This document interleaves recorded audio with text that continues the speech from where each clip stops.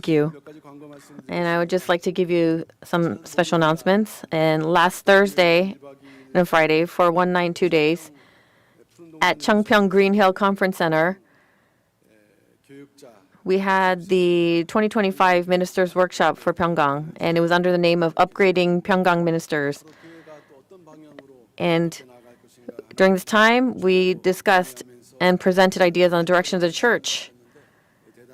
And it was definitely a time that was meaningful.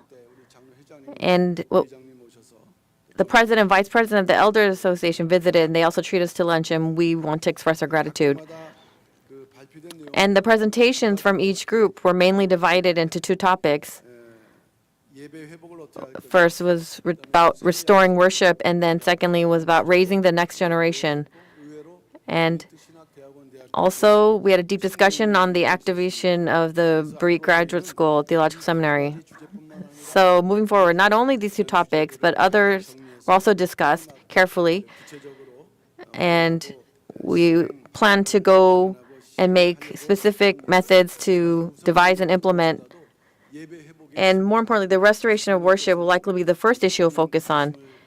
And we really ask for your deep interest and cooperation. So we really need to restore worship. And so what things must we keep and what things must we not keep? And we must really think deeply about this for this year so that there will be a change in worship. And we really ask for your cooperation in this matter. And then secondly, and it seems like the first announcement really about this, but it's about the Hora conference. And it's something that was really discussed, especially when it comes to raising the next generation. And so there will be the Asia Hora and also the Hora in America in June and July, respectively. And there are those who want to go, and we will like to support them, but we can't support everyone. And we want to give them an experience, and so we're talking about this right now. And for the eligibility criteria, it's whether they're a member of a church organization and whether they're actively involved. And so because this is in English, are they fluent in English? And so if they follow these qualifications, then please go and carry out your lives of faith. And we don't know how many will fit under this category.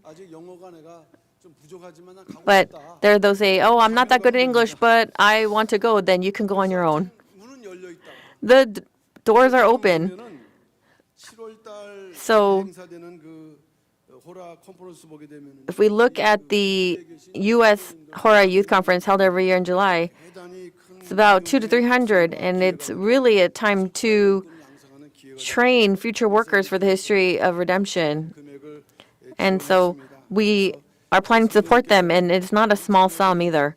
So when we think about the global leaders of the history of redemption, and though we still have 4 or 5 months left, we ask for your prayers.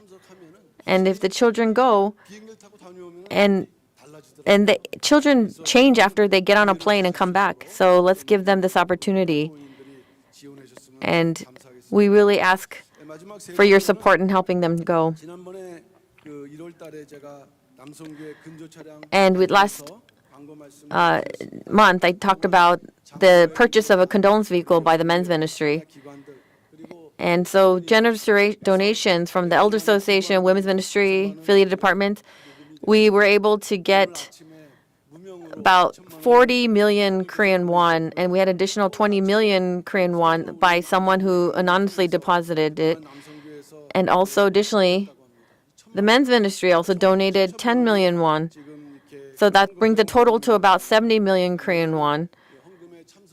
And so I would like to sincerely thank all the departments and members who participated in giving. And so we received the final quotation for the condolence vehicle through the president of the men's ministry. And so we will proceed with the purchases this week. And with the lack of funds, the church will pay the rest. And so we will use this money for condolence vehicles and also for a vehicle for the Yeoju Retreat Center. And so I mentioned this before, but the church currently has about 50 registered vehicles, and we look at it. The costs for insurance and maintenance, they are significant. And so we plan to review and provide only the essential vehicles for both the church and the conference centers. So what are the essential churches? So if we don't have a need, then we're planning to get rid of them. So we plan to downsize. So we are going to eliminate unnecessary vehicles. And the church operates on the donations of the congregation.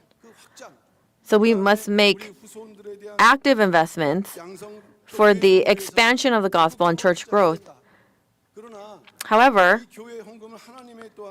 all church expenditures, these are all for God, and so we have to strictly manage it to avoid waste.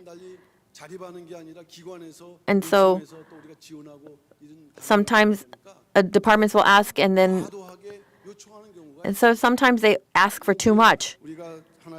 And so we must be able to diligently carry this out. So also live out your tithing and your Thanksgiving practices. So I encourage you to keep doing this. And so when we do this, then the church can be abundant and we can work on fulfilling redemptive history. And when using church property, we have to do it with a willing heart.